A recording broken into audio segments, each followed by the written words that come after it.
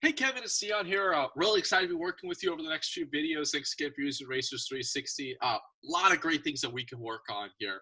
Laguna specific, and I haven't watched your next videos yet, but I'm going to imagine the techniques I'm going to talk about here are going to pop up at the other tracks as well. So what I want to do is start moving through this, and what I'm really focused on is being very specific on when you attack the throttle, when you pick up the throttle. There are really three major areas where we affect weight transfer: brake zone, turn in, and throttle. And when we affect the weight transfer, we affect everything in the car. We affect the balance, what's going on, where the grip is, everything. So if we're not super specific on where and how we manipulate that weight transfer, we can create issues. We can create lack of grip in the car. And when I was watching your video, I see we have a lot of mid to exit understeer, and that mid to exit understeer turns into a oversteer or lack of traction because we have so much steering input in the car. And that's mostly due to picking up the throttle too early. And I could tell from your notes where you said, hey, I feel like I'm lacking on entry speed or mid corner speed in some of these corners. I think what's often going on is we arrive into the corner, we feel like we're too slow, and we use the throttle to drive us through the corner.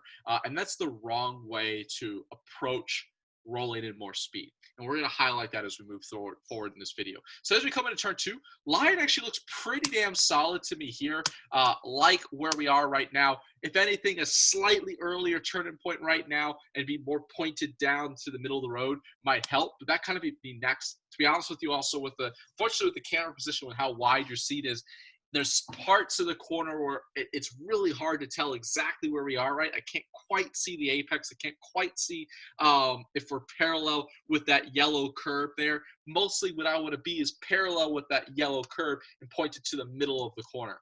So what we really want to highlight, though, is, let's see, notice right here, we start to feed in initial throttle. And I need, as a driver, to make sure my hands and my feet are communicating together as one. So what I want you to focus in on right now is watch your hands as you pick up this initial throttle. Notice how the second you touch the throttle, you're having to steer more. That is the weight transfer shifting away from the front end and the understeer that you're inducing into the car. So as your hands, as your body, you're asking for the car to turn, you're asking for front grip, you're asking for rotation. At the same moment, your feet are taking away front grip. You're taking away the ability for the car to rotate by picking up that throttle. So ideally in turn two, we're waiting until the car is pointed towards that second apex until we can just ever so slightly start to unwind the steering wheel before we get to initial throttle. Only once I'm pointed towards that second curve am I getting to initial throttle. And then I'm back to full throttle in this range right about, so we're kind of in that second curve. I'm back to full throttle somewhere around here.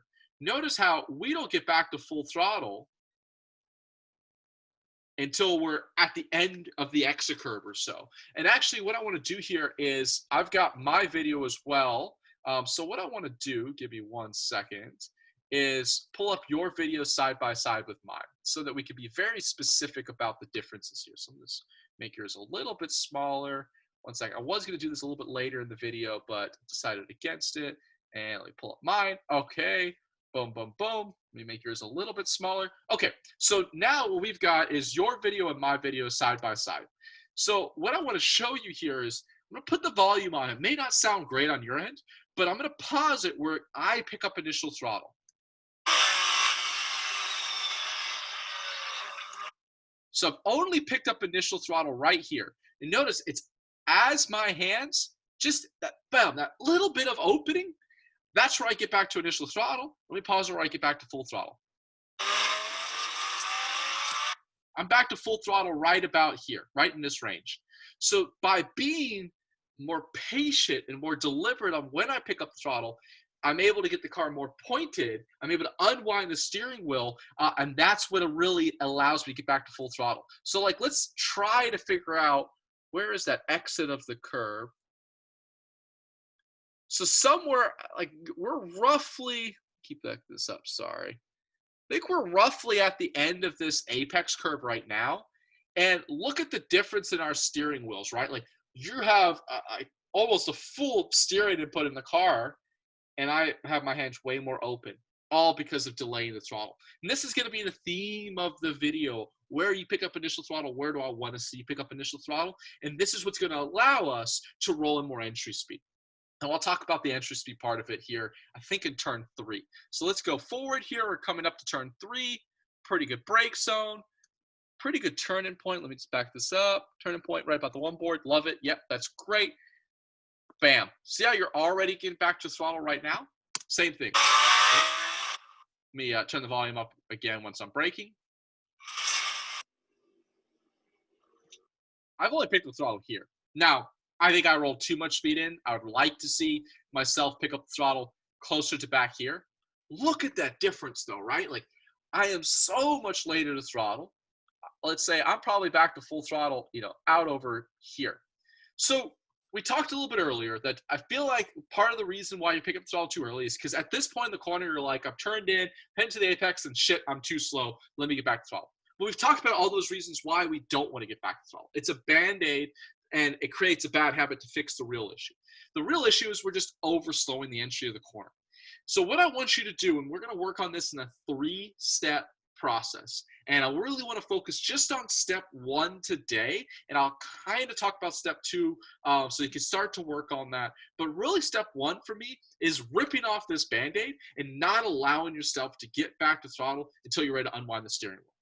If you tell yourself, I am just not going to allow myself to get back to throttle until I can unwind the steering wheel, until I get to this point here, it's going to be take 2 steps back to take 10 steps forward. Because if we don't have that throttle in here and we do everything else in the brake zone, which I want you to do initially, you're going to be going slower here. There's no doubt about it. But what's going to naturally happen is we take away the option of driving through the corner on throttle as our habit, as our fix. We take away that option. Your brain's going to naturally look for new ways to roll in more entry speed. And if it can't use the throttle, the only other way to roll in more entry speed is to come off those brakes, to let the car roll to the apex, and that's what we want. Because now we'll have the weight on the front of the car more, it'll be crisp, it'll turn, it'll rotate, and not only are we going to be able to roll in more entry speed, but the car's going to be better rotated, and we're going to be able to get back to full throttle earlier. Notice how your throttle trace is all over the place. Bam, we're up at 40%, it goes up to 70%, drops down to 50%, and it goes up a little bit, drops a little bit, and then we have this big, massive rotation here, lack of throttle, because you're getting back to full throttle when you have a ton of steering input still in the car. So it's all over the place. For me, 1 throttle application. Way less drama. So where your throttle looks something like, if I were to draw what your throttle looks like, give me a sec here. It kind of comes in, we're like this, and we go up, and we come down, and we go up, and boom, boom, boom. I know we got a little bit of blue there. What I'd want to see your throttle trace look like, something like that. Much more of an exponential graph, much later to initial throttle. So not at this point then, we'll be able to eventually roll more entry speed and get better exits. So the first step, the one I'm really focused on, is just being very disciplined on when you pick up the initial throttle. Patience with me is going to be really important because we are going to go slower initially, but I promise you it's going to pay off dividends, because what's going to happen is when you feel super slow on the entry of corners, you're then going to focus on coming off the brakes, coming off the heavy brake pressure and letting the car roll in. If you need to coast, and that's where the entry speed will start to come from. But we need to first build the foundation, the fundamentals of our driving, and that is where do we pick up the initial throttle application. Everything else is going to be built off of that. So let's just keep watching here, and you're going to see a lot of the same here because your lines all look pretty solid. You have good car control. We just need to be more disciplined. Bam. Look how early you are to throttle. Let's go ahead. I'm going to turn the volume down. Let me turn the volume back up here. Initial throttle here. Look at that. Again, later. This is going to be the theme. In turn 5, we can actually change our line a little bit. You're turning in at the end of this white curb part on our right-hand side here. So I want to be turning in at this one board. Notice how you're still all the way to the outside until the end of this white curb right here. Let's go fast forward mine a little bit. Notice how one board, I'm turning in, and I'm coming away from the outside of the racetrack right there. So uphill corners, downhill corners, cambered corners are all corners we can get away with a little bit early of a turning point. You're going to see in turn 10, just remember what we're talking about here, because it's going to come up in turn 10 where I want to turn at that one board, not at the end of the curve. So I'm turning in earlier and slower, and that also allows me to roll at more speed, right? The later you turn in with the sharper the angle, the slower you have to go. Once again, where do you pick up the initial throttle? A little bit better here. We're closer, but notice how you're pretty much back to full throttle at the apex curve, and now you're having to kind of release off of it as we go uphill. Where am I getting back to initial throttle? I've just started to get to throttle right now, and then I'm full throttle by about now. So really, I'm just letting the car roll up the hill. I care much more about entry speed in turn 5 than exit speed in turn 5. So let the car roll with that earlier turning point. Let's take a look at turn 6 here. Boom. Good turning point. See how you're already back to like 60% throttle? Once again, let me see. Where do we get back to initial throttle? Right in that compression. I don't want to touch the throttle until I'm right here. That's where I want to get to initial throttle, and I get to aggressive throttle right in that compression to drive me up the hill. So we can roll in more speed in turn 6, but we got to have the weight transfer in the right place to be able to do it. And that way you're not going to be running out of road at the exit here and not able to get back to full throttle early enough, right? So keep working on that. Corkscrew, I thought you were pretty solid through. Like what you're doing. Good line. Boom. Holding it to the right. Love it. Boom. Better job on throttle through here. Much better job on throttle, using all the track on exit. So in turn 9, this is a very untraditional corner, and it's a corner that I probably see the most common amount of mistakes through. Let me just play my video once through turn 9, because it's hard to explain the difference. But notice how I hold it tight so much more through the middle of the corner. So as we come under the bridge, it's hard to tell exactly. Like, actually, I like your placement as you go under the bridge. You're under the E and the R. It's like where I want to. That's pretty much where I want to be. But now look to the middle of this corner. You can't even really tell that curbing's way out over there, and I'm not quite on the white line, but I'm pretty damn close to it. Notice how you are all the way out to this curbing. You are out in the dirty, less grippy side of the racetrack. Turn 9, I want to drive it harder down the hill, holding it closer to the inside. And what I'm doing is I'm staying pretty damn close to flat till about now. I'm coming off. I'm letting the car drift out a little bit right here, and I'm using the compression where the downhill starts to flatten up. The road compresses, and that helps me rotate the car, and then I'm getting back to initial throttle right here. There's a lot more grip down the inside of the racetrack. I don't want to be hugging the white line, but I want to be about a half car length to at maximum a car length off that white line through the middle of the corner. There's so much more speed available. Look where your throttle comes in. You could be driving it flat down the hill, and I'm going to exaggerate this a little bit, but where you're picking up initial throttle is almost where you could be lifting. Patience, patience, patience, patience. Initial throttle, full throttle. There's more speed down the hill available for you. Coming up into turn 10 here, similar to turn 5, one board is my turning point. See how you're still on the outside of the road until the end of that white curve? Look at the difference here. I'm starting to really come away from the road at that one board. So it almost looks like my turning starts before the one board, but it's because the road kind of comes in a little bit. But notice how at that one board, I'm starting to separate from the outside of the road. And what I want to highlight is, when does my right front tire get on this red and white painted curb versus yours? I'm on that red and white painted curb right now. This curb, the red curb or now yellow curb, is a little hard to tell, but it's right there. Let's see. Where are you getting on this curb?